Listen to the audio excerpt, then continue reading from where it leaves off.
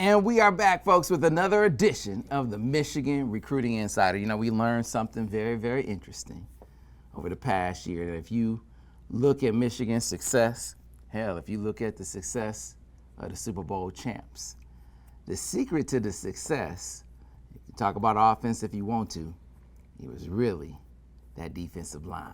Look at Michigan over the past 4 years, that defensive line, that was the core of what they do. And so you look at the Wolverines and you look at what we have done here in this series, this recruiting series. I think if you check it out, I think we've had more defensive linemen on this set than any other position. You guys think that's right, Bryce and Lance? I think it's been more defensive linemen than any other position.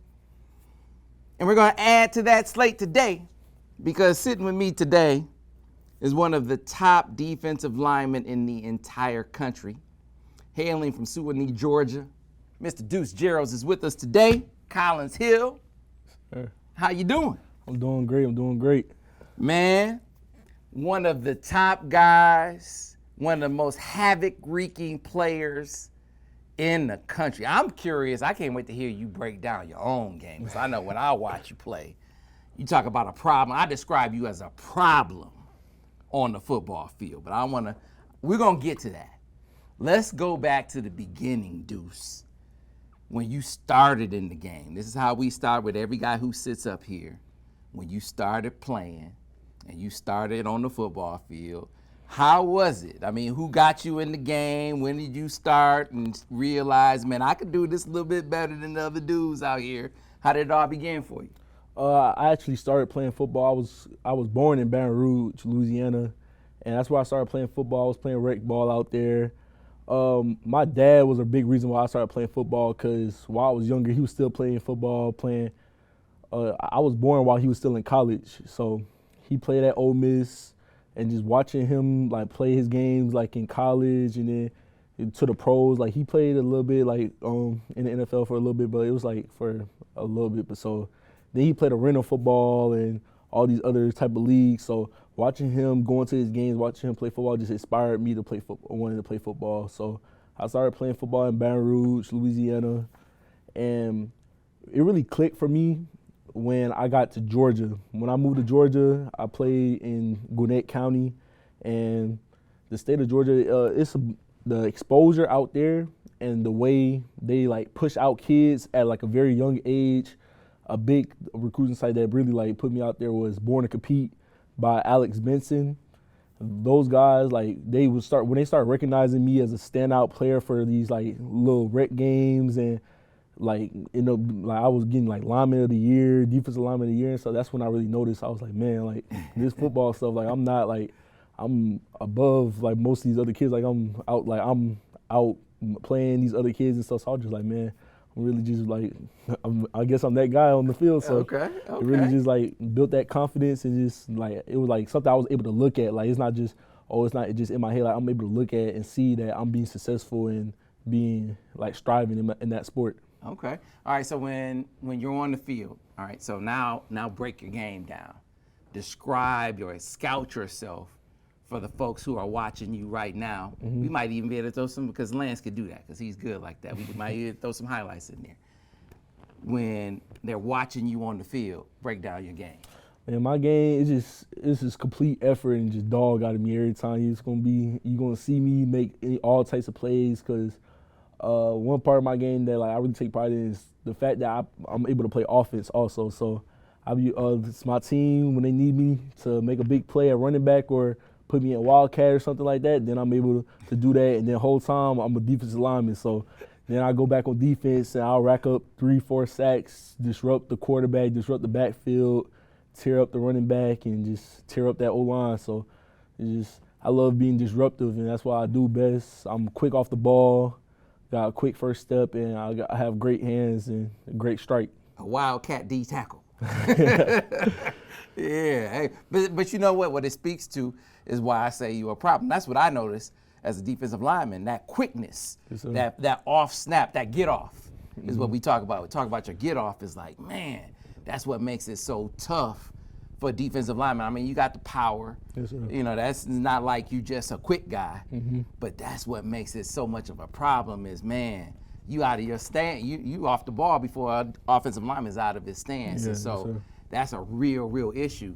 So when you talk about colleges taking notice, when did you start to hear from them? And take me through when the blow up, when that happened. Take me through that. Yeah, I started blowing up in middle school before I even touched the high school field, like playing football. So it was like around when I was in 8th grade before spring, because you know as an 8th grade you could participate in spring. So it was like around before spring, I had started picking up offers. Like my very first offer was from the University of Buffalo, and after that one, it was like I think I picked up like 4 in 2 days. It was like Buffalo, Georgia Tech, Tennessee State, and Vanderbilt. Then after that, I think I had like 15 offers before I even got to high school. So before I think that was before high school spring. Like before I even before spring football, I had like 15 offers. I think Michigan was one of my 15 offers too. I think it was like towards the end. It was like my 15th or 14th offer I had before I even touched high school field. So that's just that was just a blessing that I always had. And to get that, have that much success at a young age, that a lot of it was only a handful of 8th graders getting offers and big time offers like Michigan at that. So it almost I want to say it put a pressure on me, but the pressure is a privilege. So it's just to be able to say I have those, and then I just have to go out there and back it up, and that's just, I mean, you just don't overthink it. Really, just do what you've been doing the whole time. So don't overstress yourself. I have to do this because I have this offer and this offer. Just still play football. All of that is just extra noise. So it just tune it out. Still do you, and don't let it change you. Yeah, so you said your pops played for Ole Miss. Did you grow up an Ole Miss fan? I wouldn't say I grew up an Ole Miss fan, but I definitely supported my dad. I definitely just supported my dad through Ole Miss. I was like a baby when he went to the games, but I mean, Ole Miss, my dad's alma mater, so it's just it's always been around, and they real high in my recruiting right now too. Okay, so you said you were born in Baton Rouge. Yeah, so so did you grow up an LSU fan? That's the thing. So I really I want to say LSU was probably my dream school growing up though. Okay. It was just being in Baton Rouge and then being around kids. It's just LSU was always that school, and it's right. It's in I wasn't just from Louisiana. I was from Baton Rouge, so right. I'm in the city of Baton Rouge where LSU was at. So it was just really hard. But then I didn't want to admit it all the time because my dad was an Ole Miss Rebel. So it was crazy, man. All right. So now as you got into recruiting, and LSU became, all right, you can actually go there, right? So how did that play into that? You were a fan growing up. How did that play into recruiting? Did it factor in? Does it factor in for you? I'll say probably those 2 offers were probably the most hard. It was when I got that LSU offer, that was my school growing up. So it was just man, I got an LSU offer. That's crazy. I got the opportunity to play there, and it's just I still have a bunch of family that lives down there. So it's I could have I have the opportunity to go back home and have my family be able to watch me since they for the family that hasn't been able to watch me through high school since they can't come out and make it out to Georgia. So getting that opportunity to go back to my hometown and go play in front of all my peers and family that grew up watching me in youth league and stuff, just that's just a blessing to have that opportunity. Then that Ole Miss offer was just something that me and my dad was able to share. It was just man, I could go play at the same school that my dad came out of and play at. So it's just having be able to have that legacy there also is something very, very big too. Yeah. So how do you put that to the side? I mean, that's because it's heartstring, man. It's hard to take your heart and not have that play into a decision that has some emotion wrapped into it. So how are you doing that? I mean, probably around that time, it felt man, I gotta either go to around when I got that offer. So it was it almost felt I had to go to LSU or something like that, or I had to go Ole Miss. But as I've matured and grown up, it's just this is my journey. I can't let stuff like that determine whether that's just a extra like sprinkle on top to what I actually need to aim for when I'm looking for a college. Like, so because I'm not going to college just so my family members can watch me play, or just because my dad went to that school. It's not about that. It's about what I want, which is development as a man, as a football player down the line. Like, being able to say, "Oh, this is where I went to school at," and be able to, like, down the line, a school that's going to set me up for years on, not just for football. So, like, just having that, my family could come watch me play and my dad played there, that's just an extra sprinkle on top to all what I'm actually looking for, like a winning team where I could go win a championship at, just somewhere I could develop at and stuff like that. I got you. All right. So now you get a chance to, if you put that to the side, open your mind to all these other schools, all these other options that you have on the table, and you got a lot of them, right? A lot of options. Michigan being one of them. So you get a chance to get up here and take a look, and one of the coaches really recruiting you hard is Lou Esposito. Yes, sir. So give me the intro. Like, how do you get connected with Coach Espo? When did that happen, and what's that vibe like with him? Coach Espo, he had came up to my school, I want to say, this was like before my junior year. Came up to my, it was like before my junior, middle of my sophomore year or something like that. Came up to my school, I met him. It was my first time really meeting him and stuff. So we met him, introduced himself, like let him, like he just talked ball with me. It was like young. I was younger, so it was just like we talked, we met, and that was pretty much it. But then later on, came back and like he really let me know, like then like he really wanted me, like we really connected, like right there. Like the first time it was just an introduction. I was like, that second time he came around, it was like, man, I just want to let you know, like, cause I mean I'm getting older too. It was getting closer to my decision. So he met me, we talked ball, we talked, like he talked to him, let me know like the ways he could develop me in, like more about Michigan, since I really didn't this is my first time up here in Michigan. So he really had to like inform me and let me know like what Michigan really was, since I'd never been around there and I'm far from it since I'm out in Georgia. So it's not like I'm about to be just hearing about Michigan all the time. So he just really informed me and let me know like the basics and the ground, like the foundation of Michigan. So he really did a good job with that, informing me what Michigan is, to really get me started build that interest. On top of what he has a great personality. I love Coach Esposito, so it was just added to that. So it sparked my interest in Michigan a little bit more. So as you start to look into it, because obviously they had some guys here over the last couple of years who have really been doing their thing, right? Yes, National championship, they obviously did their thing against Ohio State last year.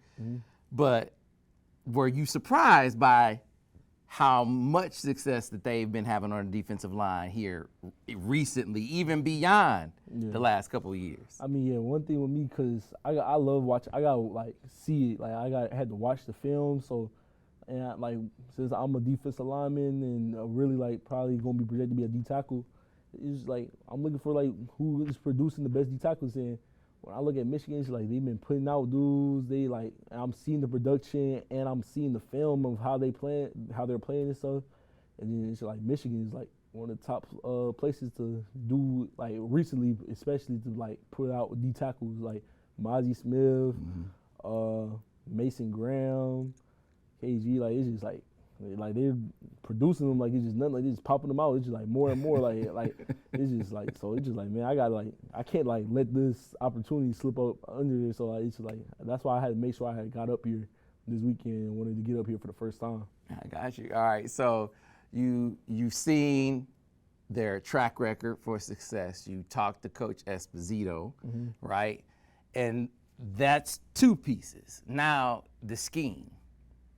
That's getting into Coach Wink Martindale's neighborhood. So have you gotten a chance to get a feel for Coach Wink and talk to Coach Wink at all? Yeah, I've talked to Coach Wink over the phone, and I've met him today for like in person for the first time. So, see, I found out today that he had something to do like with coaching like players like Warren Sapp, which is like a legend. So like, and then he's like similar to me a little bit. So it was just like, now that just up that Michigan scale a little bit more. It's like, oh, like he coached, like he had his hands around, like just being around, being able to say you was like around Warren Sapp for like a season, it don't even matter. You just got to see the way he works, the way he plays and stuff, and for like that's just something great like that I didn't know. So I'm glad I came up here to find that, and I found that out. So, and I've known like I just found out that like about how his coaching career has been being in the NFL and stuff. So that's like that pro ready. So like if I'm coming here, I know I'm be ready for the pros. Like I'm gonna have a DC that's been in the pros and is gonna treat me like a pro and expect me to produce like a pro and stuff like that. So did you have a chance yet to really talk to Coach Moore? Coach Moore, yeah. I talked to Coach Moore last night, and I have multiple conversations with Coach Moore. I love the way his mentality is, and watching practice today, the way he attacks practice and the way he handles practice was like great to watch. So that really, I really enjoyed watching that today. Yeah. So when you watch practice, what stood out to you about practice? What did you take away from that? And Michigan is just like, you could like, after seeing their weight room and stuff, also like it's just like it translates like the way they was out there and they was able to take hits. Like it was a physical practice, and that you could tell like they're in the weight room because it was like if you go to any other school probably like and they have a practice like that, you won't have players, a whole bunch of players talking about they're hurt, they're limping off the field, they're like players getting hurt and stuff. But here it was like I don't think I saw any players get hurt. Like it might have been players like with some bumps and bruises, but they were just like nobody got hurt. So it was just like everybody was like finished practice and everything. So that was like real big to me. Like being able to have a physical practice like that, that just shows like whatever they're doing outside of the football field is translating to the football field. Okay, all right. So man, clearly you are a guy who they've prioritized. Now, are they talking about? It sounds like when they look at you, they see a guy who could clearly slide in. Are they talking about you more as a 3 tech, as a nose? I mean, what did they say? They feel like I could come in and make plays wherever I'm at, since I'm actually a very versatile D lineman. So since I have film and at DN, D tackle, 3 tech, all that, they think whatever I'm like, they need me at, that's where I'm gonna come in and be able to play and make plays. They're gonna put me where I can make plays at and use my skill set the best I can. I got you. All right. So now let's kind of step away from Michigan and talk recruiting in general, Deuce. When you get ready to make a decision and pick a school, what are going to be the big factors, the biggest factors in deciding where you're going to go? The biggest factors are my development. I want to see how a place could develop me as a player, as a man, like down the line, and set me up for years after football too. So that's like my main thing. And then a place where I can come and win, because I'm not a loser at all. So I hate losing. So I need to make sure I have a place where I can win. I can see myself winning there, not like a place that's losing and stuff. So I'm not gonna be able to handle that. Mm-hmm. So somewhere I'm gonna be able to get on the field, play. Well, that I know I'm gonna come in and earn my spot. I don't want nothing given to me. I don't want to just be told I'm gonna come and start it. Like I want to make sure it's somewhere where I know I'm gonna come and earn my spot, and I'm gonna be around other guys that's gonna be able to like push me to like be the best version of me. Mm-hmm. I want to like be somewhere where I know I'm gonna have other like guys to my left and right that are on the same like journey as me, like trying to be the best and be the greatest version of themselves and be the best at what they do. You won any league titles in high school, like league titles, state titles, any titles yet in high school? Nah, not yet. I'm getting there, but I'm getting there. Okay. It's coming. I hear that, man. So you said you laid out, you want to win, you want to be developed. These are big factors. You obviously want to have great connections with your coaches. What about distance, man? How big a factor is that going to be?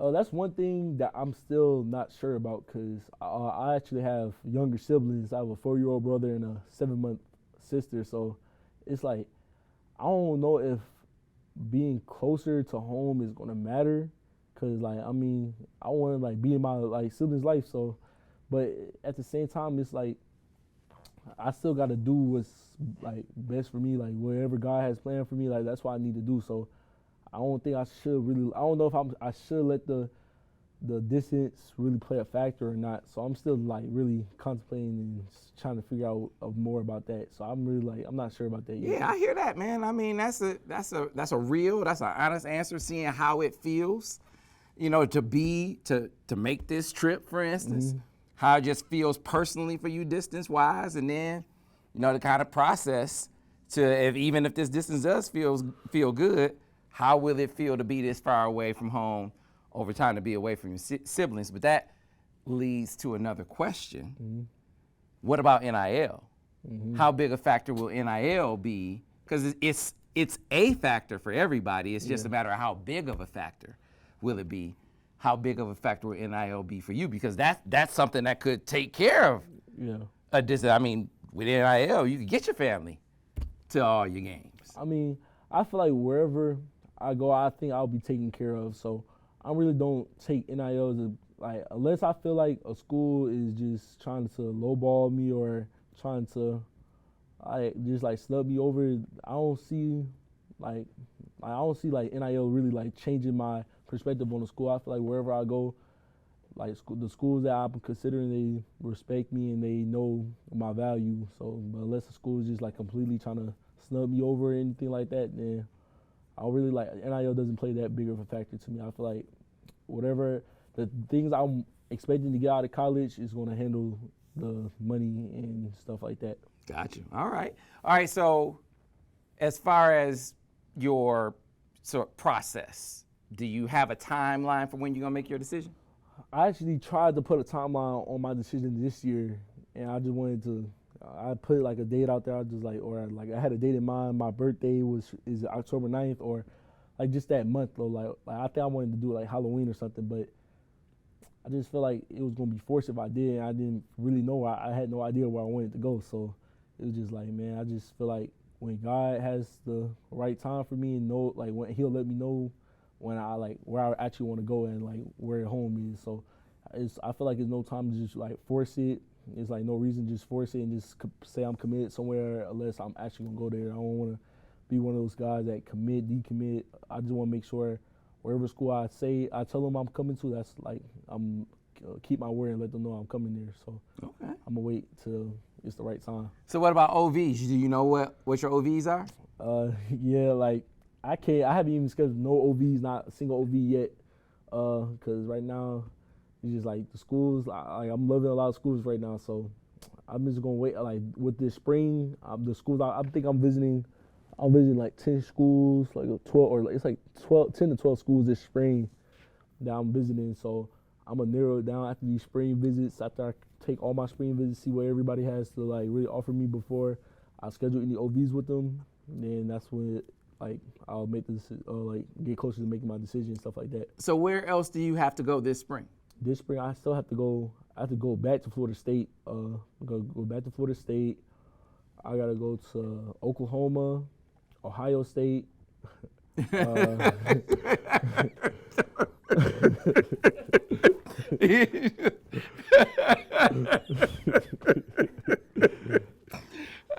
don't have to give me the look. I mean, they don't like me that much, but it's fine. We can say Ohio State on the show. It's fine. You might want to blur that out or something. Yeah, gotta go there. I think Miami, LSU. I think that's it. Pretty much, yeah. And I think I'll go. No, I think that's it. That's the only schools I'm still going to. Yeah, so then that takes care of the spring, and then from there you'll figure out what your OVs. Mm-hmm. Now, did you come here yourself, or did you bring any family? Yeah, my entire family came with me. Okay. Stepmom, dad, brother, sister, they all here. So what were their impressions of Michigan? What did they think of Michigan? They really think that like coming to Michigan is like straight business. Like they feel like we all said like we got that same type of like aesthetic and feel of being in Michigan. Like it's NFL like. This is like straight NFL like ready stuff. Like it's nothing else. Like it's not nothing to distract you. It's nothing like it's like the way everything was told to us, like weight room wise, nutrition wise, like just like league ready stuff. The way they handle themselves, like for practice. Like we noticed that their players stretch before like practice. They make sure every player stretch out before practice, like individually. So like that's just like league. Like that's like NFL stuff. So that's what the feel we got from there. And it's just like if you come here, it's like you gonna be ready for the NFL and you're gonna like dominate the NFL. Like you got that feel from here. I got you, man. I got you. Well, it's gonna be interesting to see how it plays out for you in the long run. Excited to see how it plays out for you in the long run. It's gonna be fun too, in the grand scheme of things. As we look for you on the field here in the fall, Deuce, we want to pick out some games, man, because that part that part is determined. So if we want to pick out some games to come out and see you do your thing, what are some games to circle on the schedule that you know are going to be big time to come see you do your thing? I mean, if you really want, like, any game gonna be big time when I'm playing. I knew you were gonna say that. It's not a game that it's not gonna be big time, but I mean, shoot, I don't know. Like some national opponents that we have. First game of the season, we played Grayson High School. They just won the state championship. Last year, we beat them first game of the season, and then we lost to them in the playoffs, and they going on and win states. So that's like a little rivalry going on right now. And then we play Beaufort High School, national, like I guess powerhouse. You want to call them powerhouse? Absolutely. They're gonna be coming to our house, and we're gonna have to take them down too. So, Mill Creek. Those are just some schools out there that like they just like pop up in my head right now. So. Okay. Yeah, that's pretty loaded. We definitely gonna come watch you do your thing. What I always like to do, this is a ritual on this show, is we close out by asking you to talk about the people who helped you get here, man. And you already kind of talked about some of them. They're here with you on this visit, who hold you down, who push you, who hold you accountable, right? Who helped you along the way, who gonna keep pushing you. Yeah. They're on this journey with you, and you couldn't be here without them. So shout those people out. Guys, shout out my dad, big one of them, that always been pushing me to work hard, get me to this point, never let me slack off at all. And you just got me to the point where I am now, where I just do it on my own. Like I don't need to be told anything.